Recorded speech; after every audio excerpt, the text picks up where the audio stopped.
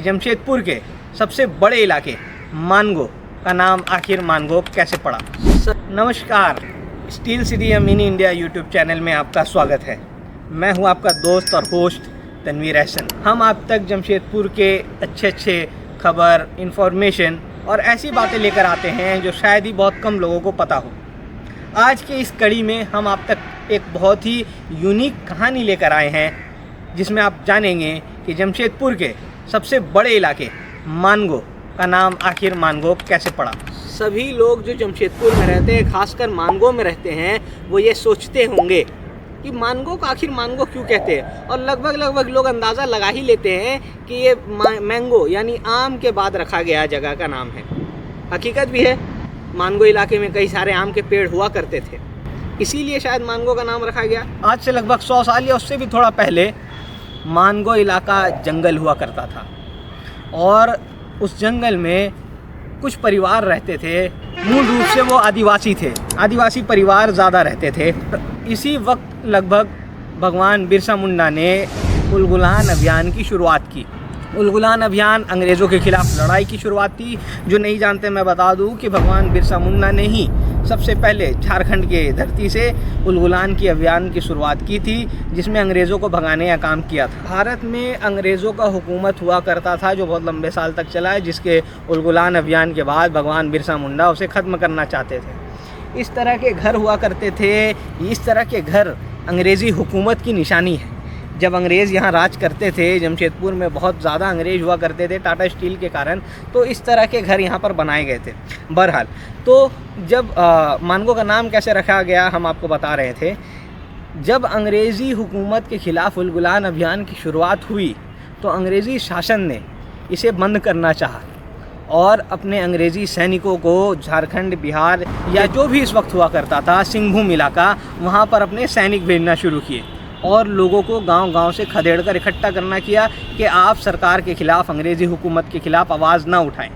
इसी क्रम में कुछ अंग्रेज़ी सैनिक मानगो के इलाके पर पहुँचे, उस इलाके पर जिसका नाम अभी मानगो है। उस वक्त उन्होंने लोगों से बात करना चाहा। ज़्यादातर आदिवासी लोग थे, न हिंदी जानते थे न अंग्रेज़ी जानते थे। अंग्रेज़ी सैनिकों ने जब उनसे पूछा कि इस इलाके का नाम क्या है, तो वो कुछ नहीं बता पा रहे थे। बहुत ही मुश्किल से एक व्यक्ति ने आम का पेड़ दिखाकर आम ला करके कहा, उली उली। आदिवासी हो भाषा में उली यानी आम होता है। पहले के ज़माने में जब जगह का नाम रखा जाता था तो पेड़ों पे रखा जाता था। जहाँ साल के पेड़ होते थे उसे सालडी कहते थे।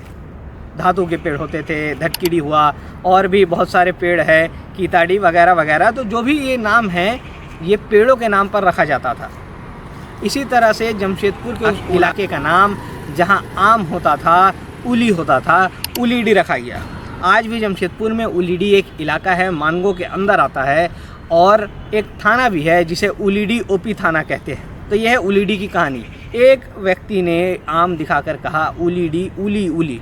तो अंग्रेज़ी एक अफसर थे वहाँ पर, खबरों के मुताबिक कई सारी रिपोर्ट्स में भी है कि उस अंग्रेज़ी अफसर ने कहा ओ यस मैंगो मैंगो, और वो उनसे बातचीत कर वहाँ से चले गए। वो जब गए और मैप पर इस जगह का नामकरण करने की बारी आई तो कई सारे रिपोर्ट्स बताते हैं कि उस अंग्रेज़ी अफसर ने वहाँ पर मैंगो लिख दिया, MANGO, मैंगो तो लिख दिया, और उसे अंग्रेज़ी अफसर मैंगो इलाके से कहने भी लगे। लेकिन हम हिंदी बोलचाल में मैंगो कहते कहते मानगो कहने लगे।